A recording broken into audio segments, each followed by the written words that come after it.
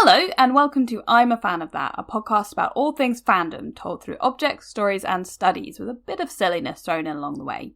Your hosts on this journey are Dr. Vivian Asimos, public anthropologist and pop culture academic, and me, pop culture writer and journalist, all-round enthusiast, Holly Swinyard. Join us as we deep dive into the wonderful and wacky world of fan culture, its history, the people who make it up, and the way we look at this ever-growing part of our society. Fair warning, we may well talk about some adult themes, use some adult language, and possibly get a bit nerdy about the whole thing. You have been warned.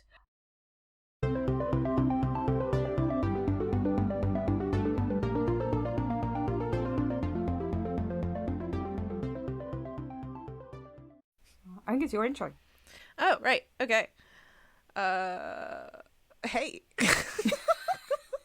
Yep. Hello, everybody, and welcome to I'm a Fan of That, the show where we talk about fandoms and stuff with things. Fandoms and stuff. That's the premise of the show. Right there. Excellent. Fandoms Can you tell and that stuff. it's the last episode of a season? I mean, the fact that we've made it this far and neither of us have collapsed into a puddle, given the sheer amount of chaos going on in our own lives, is astonishing. We're doing our best. We're trying. We're keeping going. Vivian wrote an insane amount of words over the last week. I don't know how. Yee. I write fast, and now I've got a nice mechanical keyboard. I have gotten, though, my hands, like, my fingers are starting to get sore after I do a typing session, which I was like, is this me being old or me typing too much? I do find mechanical keyboards are a little bit harder on the old fingies, but that might just be because we're old. Yeah. I don't know. It'll be fine. I'm doing finger exercises. This looks so wrong for it. No. We just won't clip that. That's fine. So what are we doing this week? We're end of the series. We've got to be going out on a bang, surely. Yeah, well, so I have a thing that I do. I'm an anthropologist, for people who don't know, who are new around here. So a lot of my research has been in-person, one-to-one interviews with people where I chat for at least an hour, sometimes a lot longer than an hour. Holly's was 4 hours. Yep. And then I never left. And then we're still doing it. So yeah, it's one of those things where I kind of have a non-structure typically for interviews. I like to just go in and let the conversation go where it goes and let the people guide me to what they find interesting and cool. But I do have some questions and I do have some structure. So I always start with the same question. I always end with the same question. And I like to have one in the middle, which typically my one that I scatter somewhere in the middle, depending on how the conversation is going, is where it ends up popping, is how would you define fill in the blank of what we're talking about? So I feel like we're 3 seasons in. Yep. Now is the time. Now is the time to Let us do this ask question. the question, what is fandom? Does that mean we're doing 6 seasons because this is the middle? Well, let's not put too much of a... Let's not think about it too much. 6 seasons in a movie, guys. So, yeah, I thought it would be a fun time to, like, take a step. We've talked about a lot of different things, a lot of different approaches to those different things. And so now might be a time to step back and go, what are we talking about? What are we doing here?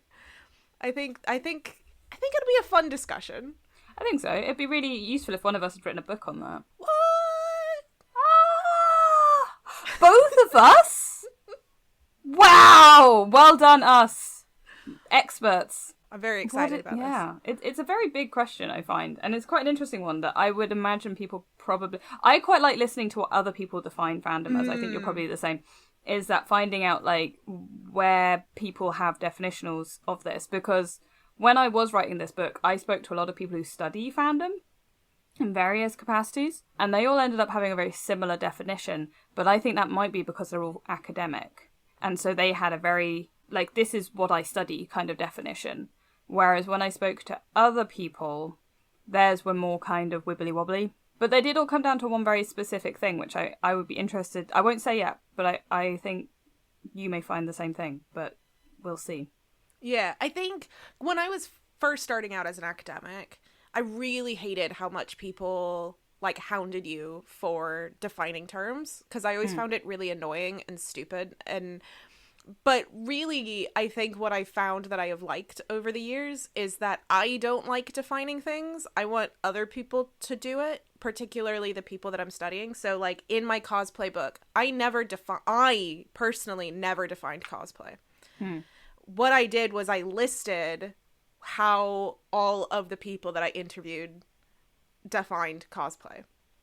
Oh, super interesting. And they were all, like, I interviewed, I don't remember now, like, because it's been a while. Let's say 15. I interviewed 15 people. I got 15 different definitions.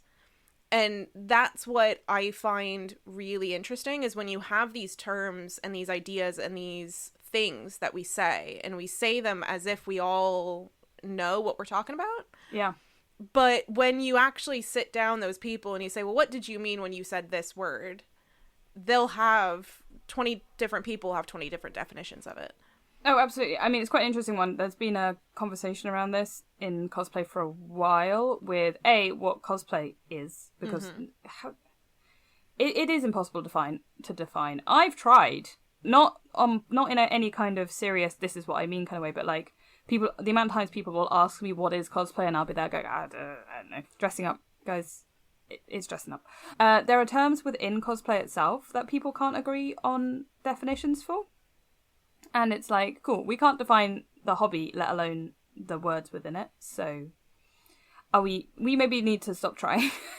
Or we all collectively come together as a council with like a representative of all cosplay and define it, which isn't going to happen because that's impossible. So the council of cosplayers will come together and define what cosplay is.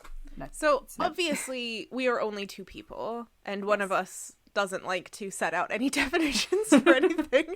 So I think this will be a little bit more of a ramble of our different experiences and different definitions, and maybe why, dear listener, as you sit here screaming at your phone going, of course it's this, why you might be wrong. I mean, I wrote like 200 and odd pages on this subject and still really didn't come to a definition of fandom at all, other than it makes us feel nice about ourselves. Yeah, it's and other cool. people. Yeah, it joins us together with other humans, and that's a nice thing. Like that was my ending. Like, it makes us love people. Oh. And also hate them viciously and violently. Lots of strong emotions there. I didn't put that in the book. It felt like it ought to have a slightly happier ending than that.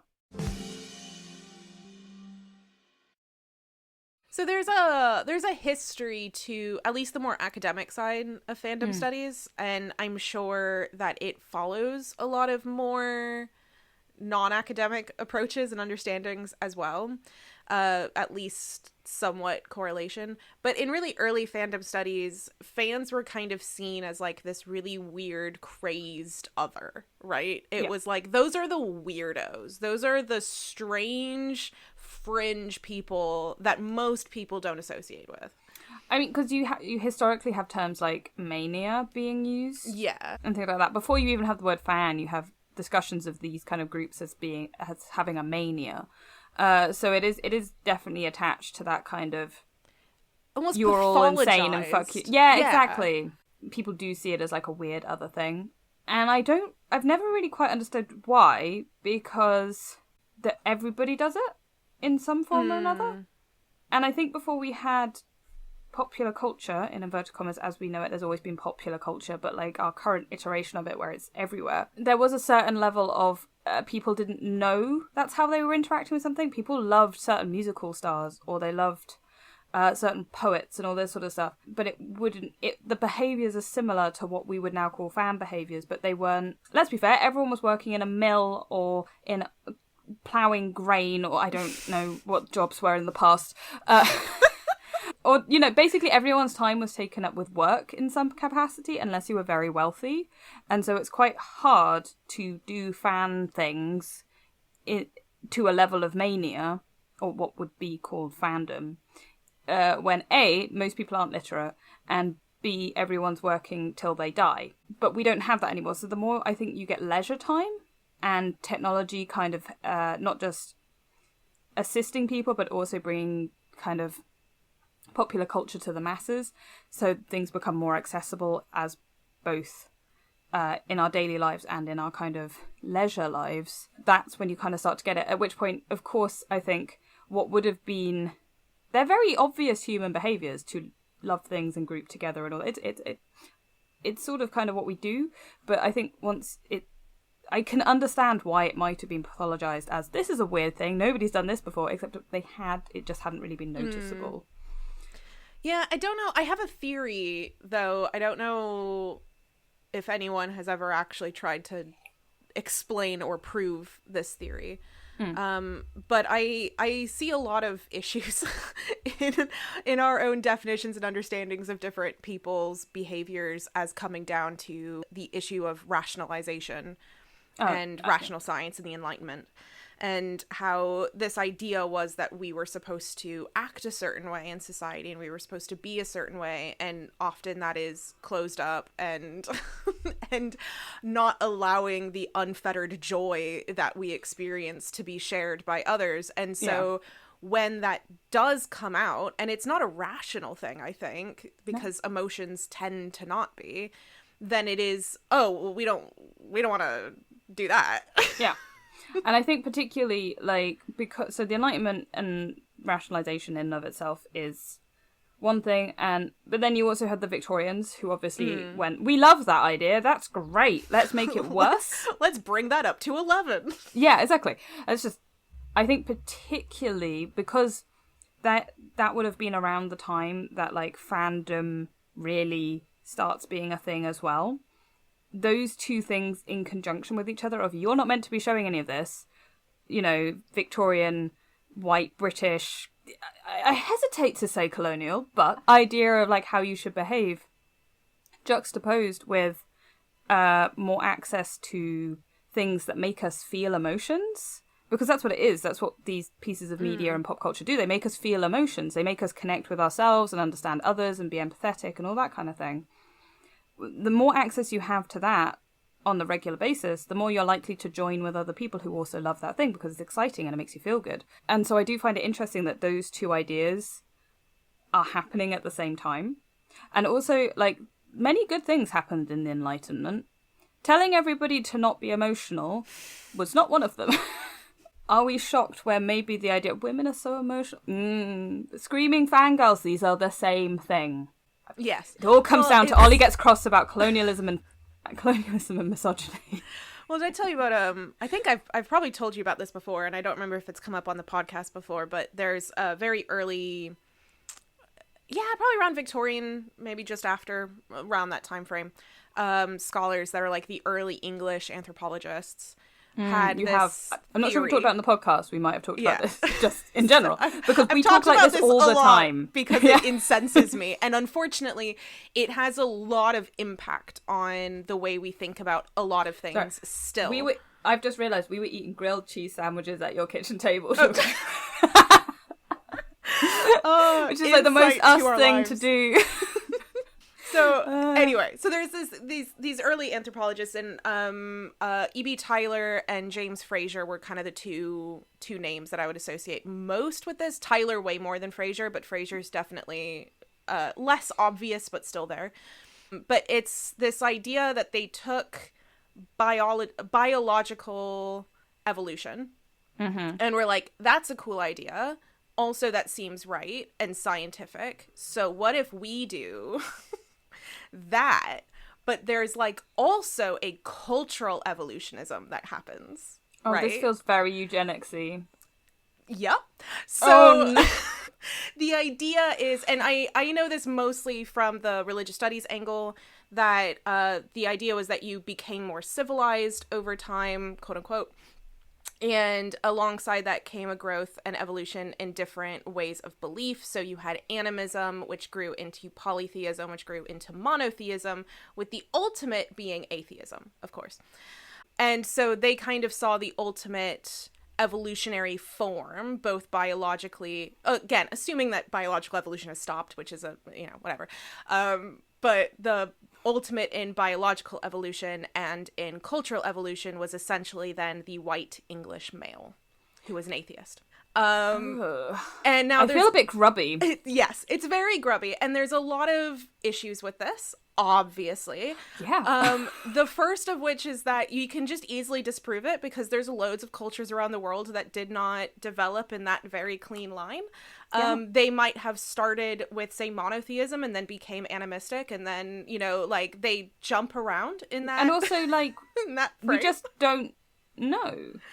Like, that records do not exist for every civilization that's ever existed on this earth. Now, the extra added fun bit to this was that the idea that, say, the way that this progression happened meant that if you wanted to study and learn about old, ancient, polytheistic Britain, say, for example, then you could go and study polytheistic people in Africa, and that would be the same thing.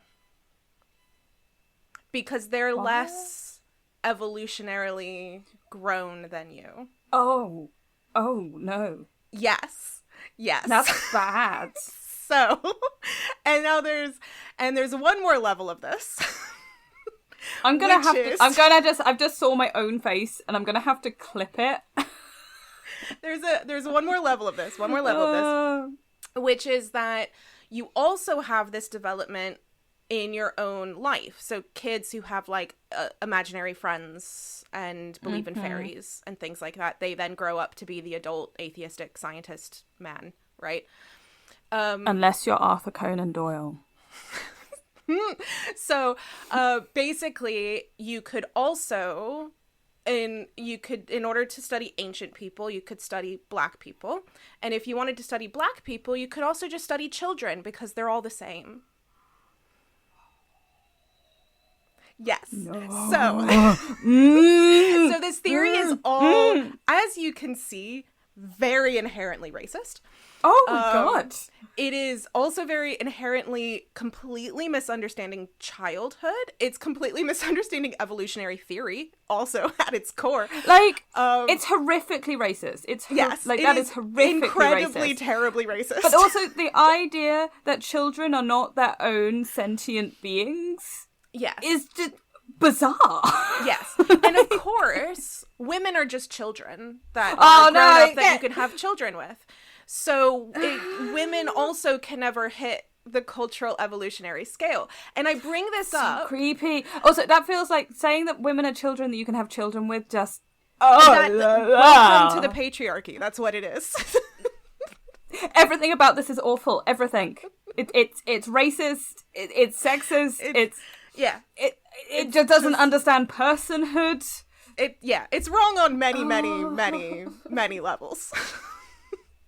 It's wrong both just in truth and fact and science, and it's also just wrong. Because they were like, oh yeah, children don't have personhood, so therefore Black people don't have personhood because they're the same thing. Which is why you're able to enslave them and use them as labor because they're not people. This is so there's so much when you really look at the way people talk about, even now, the way that people talk about Black people, the way that people talk about African cultures, even today, the way that people talk about children today, the way that a lot of people treat women, a lot of it has a lot of these similar traits. And even though people are not aware of it, these scholars had a huge impact on society at the time, because we still have them now, that an occasional academic will get really huge and they'll publish a load of books. Richard Dawkins, for example, is one of them. You get these people that pop up and they completely change the way that a lot of normal mainstream society and culture talks about stuff, even if that person is wrong. It's just what happens. Tyler and Fraser were these people in their time. The Golden Bough by James G. Fraser was one of the biggest books of its time. Normal people read it. So we go and, like, piss on their graves, right? Yeah, why not? Yeah. They deserve it. This is awful. I'm not in academia anymore, so I feel like I'm totally cool by just being like, yeah, man, who cares? Yeah. Well, before you'd be like, well, there's pros and cons, and we should look at everything because I have to, like, present. No, it's bad. It's just bad. Yes. So this was one of my favorite things to always teach whenever we covered Frasier, because the lecturer never covered it. And I made sure we did. So so I thought we were just going to rag on Henry Jenkins today. We've gone way beyond that. We're getting it. But that's the thing, though, is when we talk about the way that people talk about even stuff now, like I said, you see these threads. I was reading a thing on basically African cultures trying to get back their items and, you know, try to have their own museums, have their own culture in them, things like that. And the way that obviously they should. Yes. And the way that I see people talking about those places and those people, you see this thread. They are not as culturally advanced as us. They are not as civilized as us. And they might not be saying those exact words, but that's what they're saying. And it comes from this thread and this view and this idea that there is no such thing as anyone that is more civilized than another person. It's just not, that's not real. That's not a thing. And a lot of it is based on racism, and particularly on the ability to therefore justify slavery. It's what it is. And when you hear a lot of conversation about, say, for example, female fans and the treatment of female fans and the othering of fans that are particularly the manic screaming woman, it's because they are children. It is because they are other. It is because they are lesser than. It is because they are not civilized. Much less of an issue in the large scheme of things than the treatment of Black people, but it is really important that it's still the same threads. It's still the same threads. That's really interesting. I didn't know that it had come from like two individuals. I knew that science had been used to justify horrific acts for a long time, and particularly racism and misogyny. I didn't know it was like that. You could literally be like, these people. And well, also it was a whole thought. It was very big, and it was a whole section. It's called the threads of cultural anthropology, cultural evolutionary anthropology, not just cultural anthropology. So there's still people who follow cultural evolutionary anthropology. Yes, I know. This is why I always taught my students this, because I was like, I need you to check to see who these people are. I need you to have this in the back of your head when you are reading people's works, because just because it says cultural anthropology on it doesn't mean they're not racist. Yeah. So you have to know these threads in order to be able to critically engage with this stuff. Because they're very not likely to come out and say the quiet bit out loud. But you can still read the quiet bit. You can still hear the quiet bit if you know the quiet bit very in detail. So it's important to know. But yeah, so it was a big thought. It was just that Frasier and Tyler were names that were associated with it. They did believe it. Frasier, like I said, it was much more hidden. It was a lot less loud than Tyler, but it's still there. They were just part of that environment, and then their books got big. So, but they weren't alone in it. No, of course not. It was, it was all of, atheistic, scientific white men in England. That was what they were doing, and in other places as well. But like, that was what justified colonialism. That's what justified a lot of the stuff that they were doing, was this idea that we are inherently superior. We are doing them a favor when we go in. That's the thought. That's why they thought they were doing them a favor. So that's why, and I know this seems like kind of off track, but I think it's really important that when you talk about even something as fun and silly and goofy as fandom, when you start hearing people talk about, oh, those manic screaming teenage girls, that's not how we act. Well, how do we act? Why do you think that? That's based on what is quote unquote civilized. That's based on the idea that children are lesser, that you have to teach them how to act. They have to break in their emotions in a separate way. They are lesser than. Women are lesser than. It's all that same conversation, even when you're just talking about silly screaming fans for Beatles. It's the same shit. And welcome to I'm a fan of that, where we get really fucking deep, it seems. No, I think this is a really important discussion as well, because I think people... the amount of people I hear who are like, fandom is not political, it's just my thing I like. And you're like, firstly, what do you mean by political? Because what I think everything is political. Everything is political. Everything. Not understanding that your entire world is affected by these things. Like, I didn't know about this particular form of anthropology, because I'm not an anthropologist. But at the same time, it's like I had because I study fandom, I had recognized this thing of women are treated differently in these spaces, and minorities in general are treated differently in these spaces because they're seen as not proper fans. Mm-hmm. And that's really interesting that comes across a lot. And when you realize that you trace it back to these ideas, is like, oh, I see. Right, okay, so that's quite literally just awful. And it is super interesting because I think people don't ever like to be told that anything they're partaking in, particularly for fun, has... They really ought to have a little bit more thought about it, because, and I can understand why. I think, you know, there is a need to turn our brains off sometimes and just be like, I like the shiny men in the suits fighting each other, please, thank you. You know, I'm not going to tell people they can't do that, but at the same time, it's like, if you're partaking in this space, when you do, you should have a consideration for it, because a lot of people don't have any choice in that consideration. They live their lives having to have that consideration, and because they're black, or they're Asian, or they're a woman, or they're a trans person, or they're gay, or whatever, like, or they're disabled. There's so many groups who don't get to turn their brains off when it comes to their lives because they exist like that. And so to say, I don't want fandom to be like that because I want it to be my safe space, when it's like, well, some people don't get a safe space. Yeah. So, it's very frustrating. I see it a lot with certain creators online where they're just trying to create happy, fun content. They're not necessarily being big voices for change or anything like that. You know, just because you're a person from a minority group doesn't mean you need to be doing that. They're just creating content and having a fun time and all this sort of stuff. And they still are, you know, they're right in the barrel of this kind of behavior.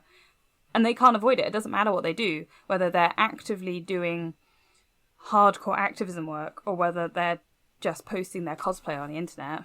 They're not a skinny, pretty person or whatever, and they get a lot of shit for it. And it's really interesting that people don't see that as political. Mm-hmm. It's like, you don't see that you get a pass in the way that you get to interact with this space. And a lot, if not the majority of the rest of the population don't. Because you see... Because some people's existences are inherently political. Yeah. Just to exist and live is going to be that way. And it shouldn't be that way. No. But until things are better, that's what it is. Oh, so yeah, I think when we talk about the history of fandom, I think sometimes those kind of early ideas of it, even though a lot of fandom scholars today don't uphold those same definitions and ideas, as I'm sure you found as well, but there's still that history of it, even in popular culture, that you get that. And it's hard to go back to really early fandom studies because you see those ideas of the crazed other kind of still there. There's two archetypes, I would say, within fandom that still get used as shorthand for behavior. So you have the archetype of the fangirl and the archetype of the fanboy. And when people say, oh my god, fangirling, I'm fangirling, what they mean is they're being screamy and crazy and emotional and, you know, that very archetypal fangirl. And when they say, oh, you're such a fanboy about it, they mean this sort of studious, nerdy, no friends, basement dwelling kind of guy. And they're two very distinct archetypes that get used a lot. I think they are starting to change a little bit. I think fanboy is moving away from that archetype, but fangirl isn't. Fangirl is staying where it is, whereas fanboy is moving away into being something slightly cooler, I guess, than the original archetype for it, which I find quite interesting. That I think fangirl is being reclaimed, but I don't think it's changing. I'm sure other people may have seen different things, but that's my what I've seen in the way it's being used. Yeah. Is that people are reclaiming the idea of being a screaming fangirl, which I think is great. Like, actually, live your emotions. Cool. Yeah. Be a fangirl. But it's interesting that it's still a girl. And it's still a feminine presenting idea, and it's still... And there's pros and cons to that, I think, of the idea of, like, reclaim what women are, you know, this idea of womanhood, but then it's also like, but that's not necessarily what womanhood is. That's what was put onto women as an idea of what womanhood was. And it's complicated. As we've talked about, there is so much complication in that. But I do find it interesting that you have these two sort of pillar archetypes within fan culture of the fangirl and the fanboy, and they are different. It's not just a gender difference, it's a behavioural difference based on that gender. And it down to the fact that you could say, "Hi, I'm a fan," and people go, "Oh, cool. Oh, you're a fan." But if you said, "Oh, I'm such a fangirl," people would go, "Oh, okay." And if you went, "Oh, yeah, I'm a bit of a fanboy for them," or whatever, people are like, "Oh, okay, cool. You play games or whatever." You know, they're really different, really, really different in people's minds. Can I talk a tiny bit about Taylor Swift? Yeah, right, go on. I'll allow it. I am doing a project right now on Taylor Swift and mythology. I have some surveys that are out. At the moment, I have gathered, I think, 14 or 15 responses. Oh, that's pretty good. Yeah. So it's a pretty good start. I'm doing like a slow rollout over time, so I didn't get like inundated like immediately. It'll probably still be out by the time this comes out. Hopefully I would have gotten a lot more responses. But I hope think so. It's October now. Yeah. I think everybody who listens to this probably would have already responded, because I was a bit hesitant to talk about this because I don't want to change the results that I would be getting by somebody hearing this beforehand. But I think everybody who listens to the podcast probably would have filled out. If you haven't and you listen to Taylor Swift and you want to, pause. go fill it out and then come back now. And then listen, because I don't want to mess with your views yet. Because right now I have 14 responses or whatever, and it is 100% in line with a very interesting facet of thought. All of them have followed the same trend, which is inherently interesting. So there's a lot of questions on it, but there are two in particular that we're going to be talking about today. The first is a simple yes or no question. Are you a Swiftie? Do you define yourself as a Swiftie? Are you considered a Swiftie? I can't remember the exact phrasing, but it's basically, are you a Swiftie? Okay. The second one is, how do you define a Swiftie? Ooh. So, I have gotten what I would describe as two different camps of definition. Obviously, I've gotten 14 responses, 14 different definitions, but they can fall into one of two kind of generalized camps.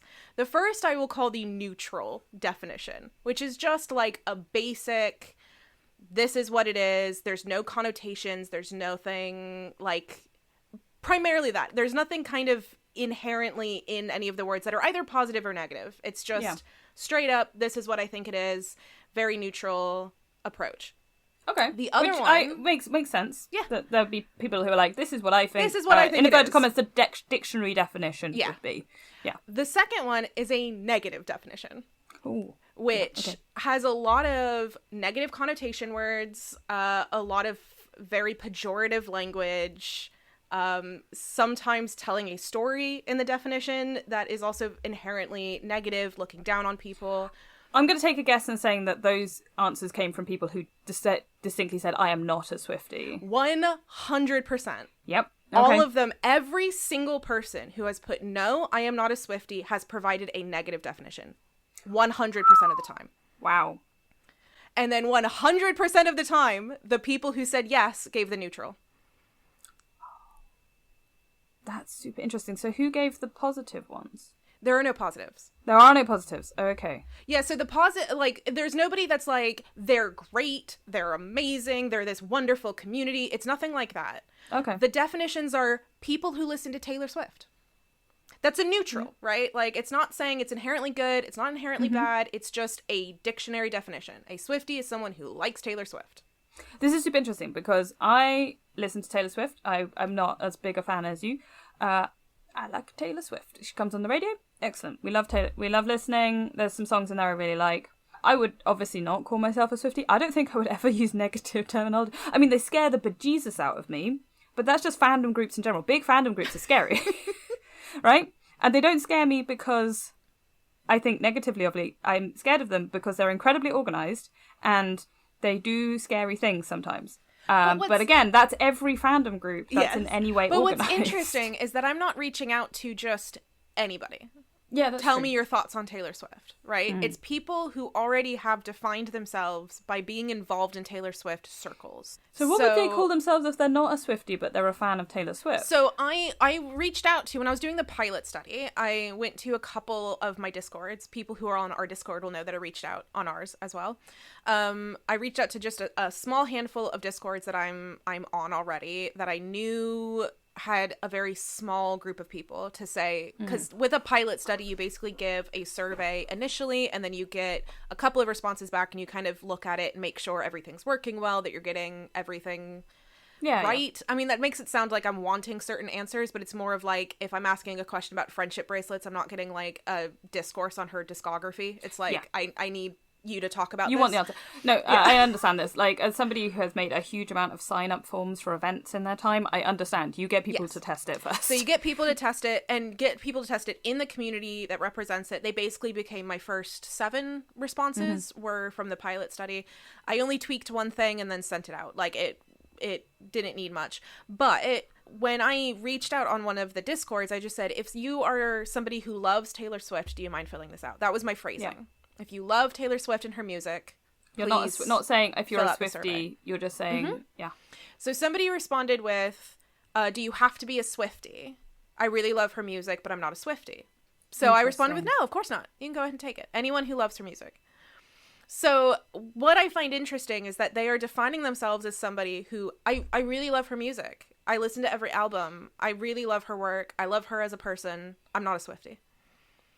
Which, by all of the definitions given by people who define themselves as Swiftie, that would count.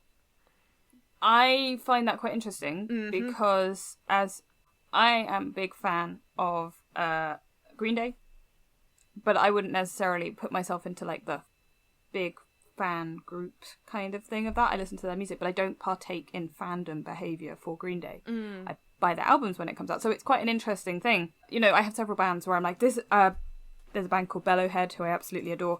I've seen them on tour, all this sort of stuff, but I don't necessarily do fanish behavior, what I would consider fan. So I do kind of understand maybe where that's coming from, but I think it's interesting that other people are like, all Swifties are people who listen to Taylor Swift music, but not everybody who listens to Taylor Swift music is a Swiftie. I'm looking up my responses right now real quick. I'm pulling it up because I'm trying to remember if anyone defined themselves as not a Swiftie but did exchange friendship bracelets, because that's another question that I have. Sorry, I'm gonna be slowly going through it's this. Fine. I think it's a really interesting thing because I do think there is a level of definition to a fandom space that is kind of definable. But I also don't... I think that... It's very grey. I think maybe... You know, like a perforated edge? the edge of the fandom is not a whole line. It's a dotted dashed line. Now, and obviously, like, I'm not going to sit here and say that any of these people are wrong in their definition. Yeah, no, they're defining Absolutely themselves, not. It's all right? data. It's all interesting data. So, for example, my response number 3, because I'm just doing it by numbers in this one instead of making up a name for... just too many people. So responder number 3 did not, they are not considered a Swiftie. They responded yes to having made friendship bracelets and having exchanged friendship bracelets. Interesting. But they are not a Swiftie. And they had a negative story about... Yeah, so they said it's diehard Taylor fans who are parasocial. That feels like a, they're like that, I'm not like that kind of response. Again, that othering of, I'm not like that. Yeah, that's what I mean. Like, so a lot of these more negative definitions feel like those early fandom studies definitions of fandom. It's really interesting how people are defining themselves. Yeah. I'm always fascinated by the parasocial element of fandom as well. And I think we can all fall into it to a greater or lesser extent, if, you know, depending on how much you're kind of fed in spaces.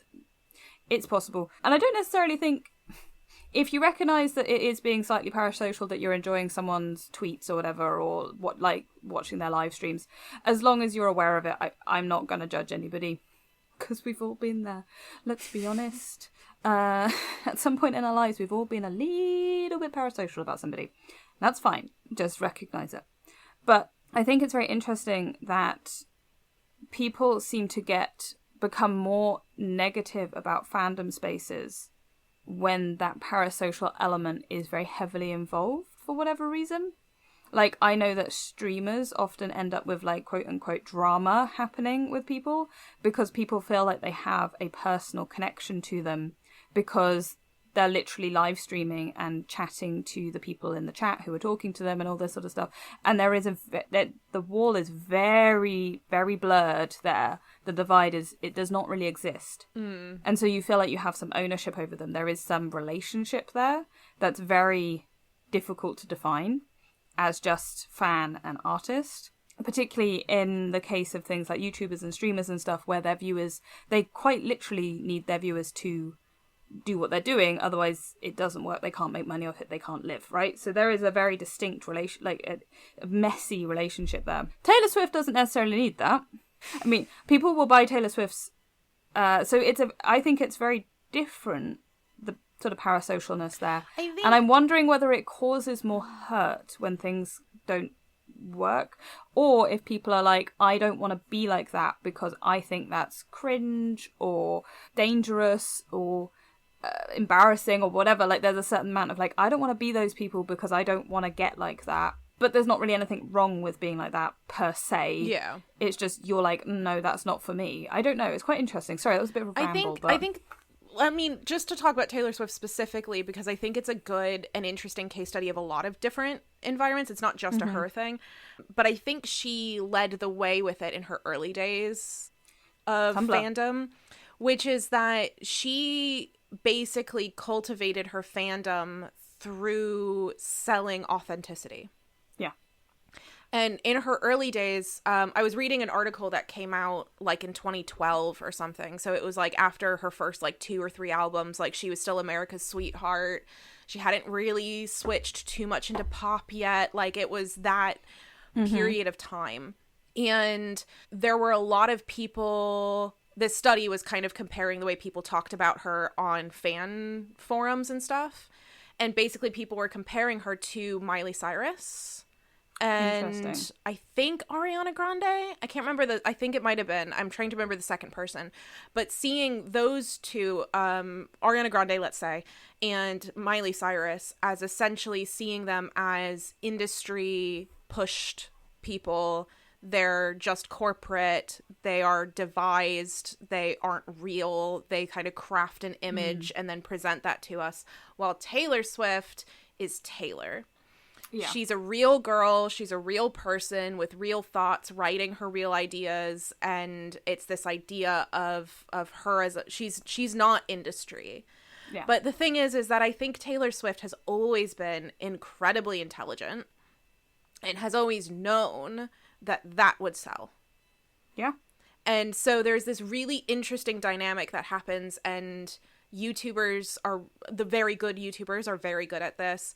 Very good streamers are very good at this, of being able to market authenticity in a way that doesn't feel like they're marketing authenticity.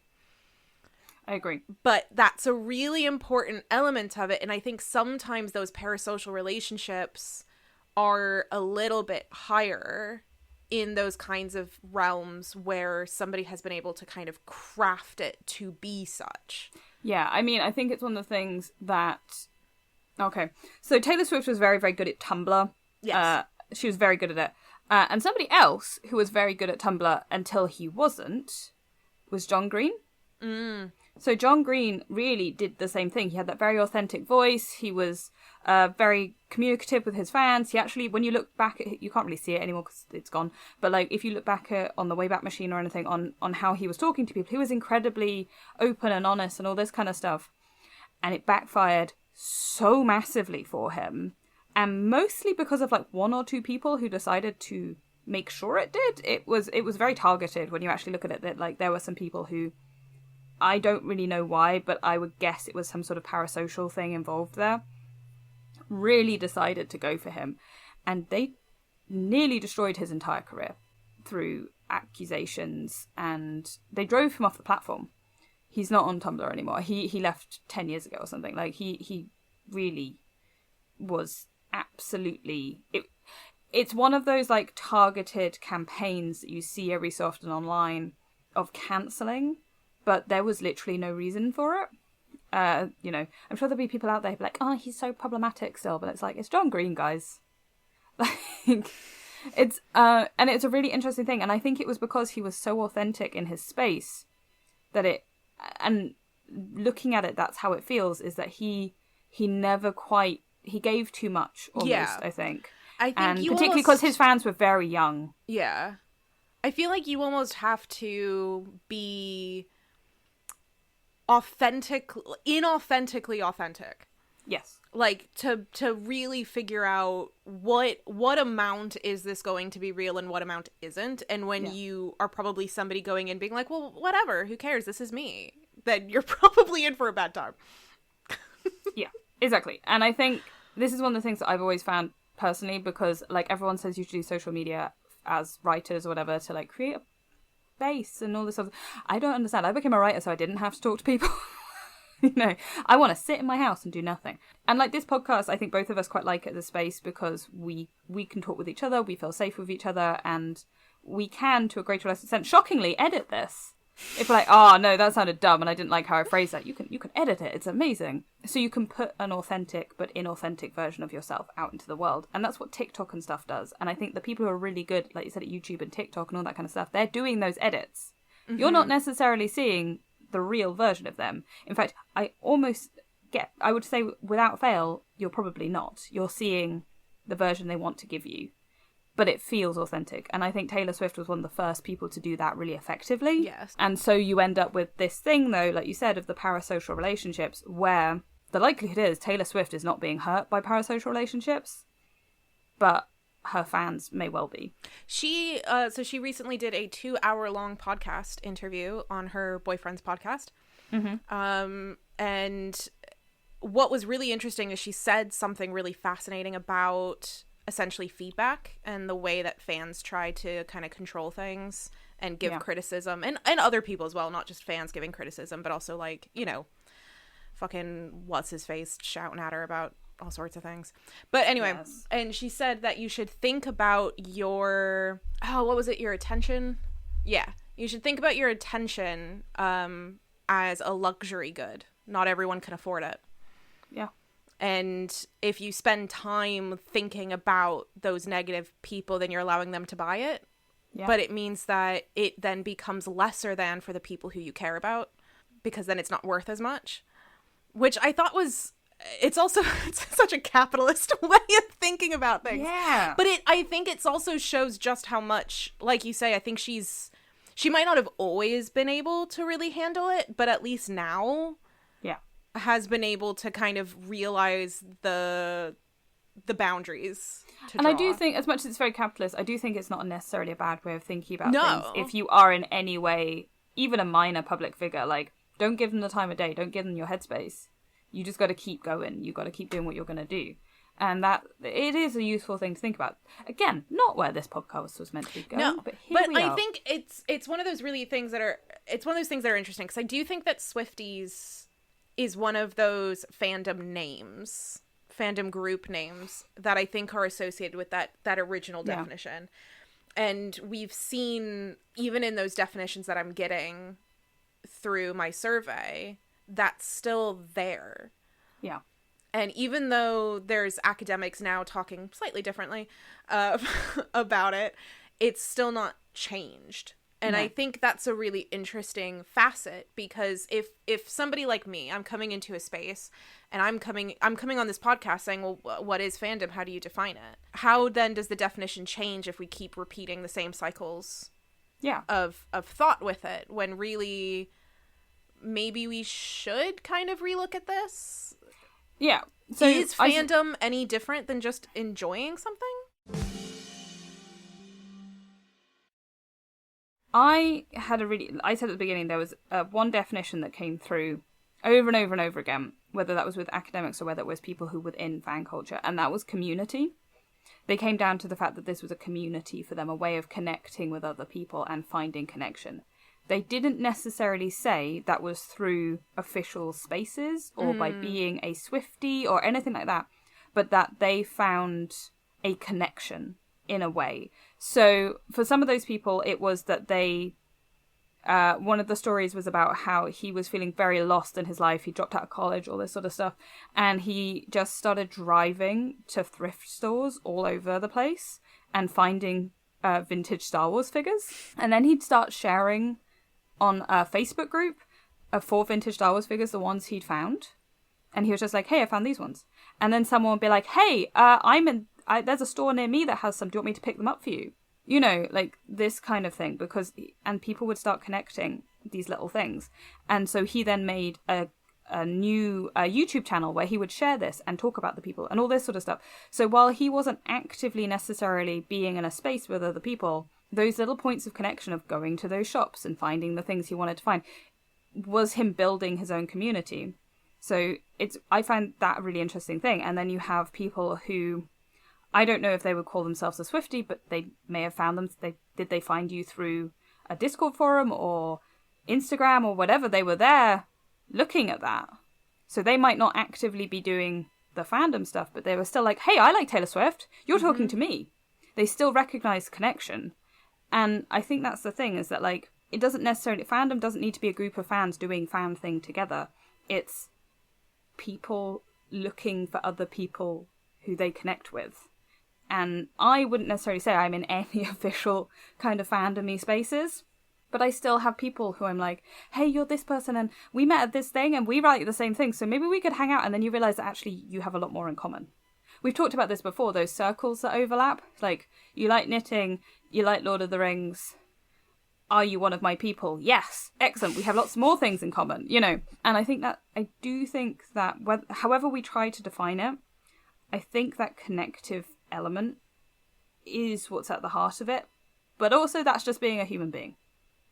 And I think fandom is just an expression of humans doing human things about stuff they love. And that's really fucking hippie of me. And I don't care.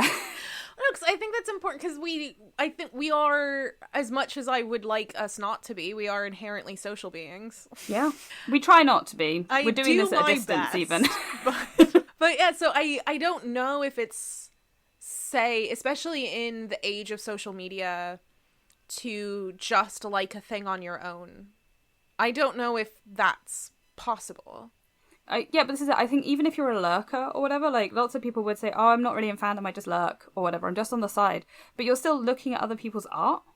Yeah. And you're still looking at people's fanfic that they've written. And you're still in the space, even if you're Vivian's brilliant swimming pool analogy. Even if you're the person sitting right on the bottom of the pool looking up and nobody really knows why you're down there, you're still engaged with it. You're still watching everybody, even though you're not really that obvious. Like, you're still there, you know? And I think that's something that people forget. It's like, I'm a fan of this, and I'm not necessarily... No, you're not making AMVs of Taylor Swift, or you're not... You might not even go to a concert or share friendship bracelets or whatever. Or you might actually do that, but say you're not a Swiftie, but you're still doing the thing because it's nice to do. You know? Like, you're connecting with people. I find it really...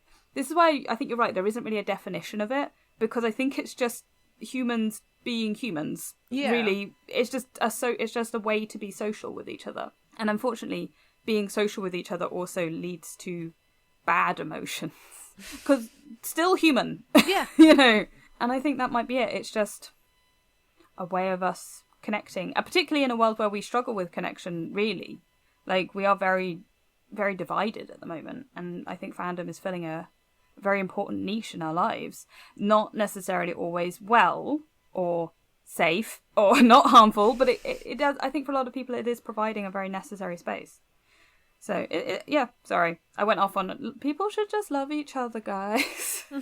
Also, this is such a sad story, but we took a picture at the end of Fantasy Price talking about community, and we were able to age people by whether they did a heart with 2 hands or whether they did it with 1 hand. Oh, and then there's also like people who do like a weird like, oh, what is it? It's like these fingers. I know. I don't really understand that. Yeah, like that. I don't understand how I know we're already proving how old we are. Oh, yeah. I had to explain this to Tom because we were flipping through we tend to watch memes and stuff on my algorithm. And so we were flipping through and somebody was making a joke about it. And he was like, what are they doing? Because they were just trying to do the heart thing and they couldn't do it. And so I had to explain that only millennials do the full hands. And he was like, well, how else do you do it? And ever since then, whenever we're watching TV shows together or anything and somebody does a thing, he's like, oh, they're a millennial. And then So this is a little joke that I've put into I'm writing a live show, guys. I'm going to be I'll have done it by now. I think I've talked about this before. Anyway, there's a little joke in it where I say that you can judge the true millennial about whether they had to join a fan club as a child to interact with other people who like the same thing as them, because we didn't properly have the internet yet. I think it might actually be true. I've talked to friends of mine who are a bit younger, and they're like, no, I never had to do that. And I'm like, I did. I did have to do that. And I'm not saying it was like full-blown fan club experience, but I was in several before, like, you know, I got online.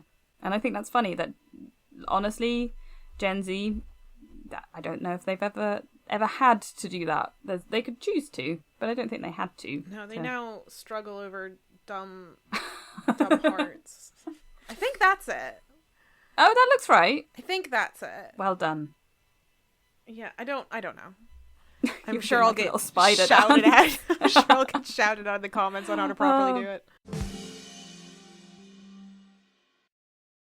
I feel like we've defined fandom badly. Yeah. Not at all. It's okay. And we've ended with how to make hearts and whether we're old or not. Which we are. We are. Yeah, this has been a really fun series. I've really enjoyed this. It's been slightly odd to record because I think we were we skipped like a month. We did like a whole block and then nothing. Yeah. Because we're normally quite good at recording all in a Yeah. block, but to be fair, it's probably better that we record at least within the same 2-month window of when it releases, as opposed to in previous series where it's like, we're recording this in dead of summer and this is coming out in November. Exactly. It's been really lovely. I've really enjoyed it. I feel like we've done some great topics. And thank you to our Patreons for voting and suggesting and all that kind of stuff, because we've had some really great ones this series. Yeah, I think so. There were 2 of the ones. We had a vote for 3 different topics of which ones they wanted to be the number 1 episode. And the top 2 ended up becoming episodes. The third one hasn't gotten an episode yet. We're going to figure that out. It's in the planning. But it was the representation in video games, our very first episode of the series. That was voted on by our patrons. And then DragCon, I think, was the runner-up. As well. And the coffee fandom was a suggestion in our Discord. Yeah, so the first 3 episodes were all patrons. So if you have been enjoying this and loved us talking, then get on the Patreon. It's very cheap, and you can get involved and suggest episodes and vote on ones, and we'll be doing some Q&As during the off-season, and we'll be having bonus episodes, which is great. We love a bonus episode. Yeah. And it's really fun, and you help us out, you know. Our lovely logo, this, as you've seen, has been redesigned. Shout out to Moira. And that was designed because we were able to pay for it because of our patrons. So we really appreciate you guys. I should put up the initial art that I had made for Poops and Gigs when we were first talking about doing the podcast, where it was like I had purposely made it kind of ugly so we would want to change it. Yeah. I should put that up somewhere for people to see. I wonder if I still have it. We should put it on the Patreon. That should be an unlockable. Come and see our old logo. You can see the ugly word art Vivian made. Yeah. But again, thank you so much for listening to this series. Those of you who aren't on our Patreon, we will see you. You will hear us in May next year. Ooh, and we will probably have our traditional Halloween bonus episodes. Yeah, and Christmas. Christmas. And again, if you're on the Patreon, we will probably give you some choices of what those episodes are going to be, which is kind of exciting because there's lots of things we want to talk about. And there's only so much I'm allowed to talk about Lovecraft. No, there isn't. I'm going to talk about it forever. But yeah, we super appreciate you guys, and we will be back in your ears soon. Bye. Bye.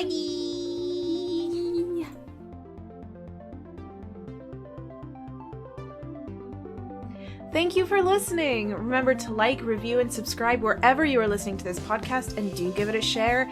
Tell your friends, family, fellow fans. Get the word out however you feel like you can. You can follow us on social media. Links are in the show notes, as well as some links to further reading for anyone who might be interested. Music for this episode was Nowhere Land by Kevin MacLeod, licensed under Creative Commons by Attribution 3.0. This episode was produced by Vivian Asimos and Holly Swinyard.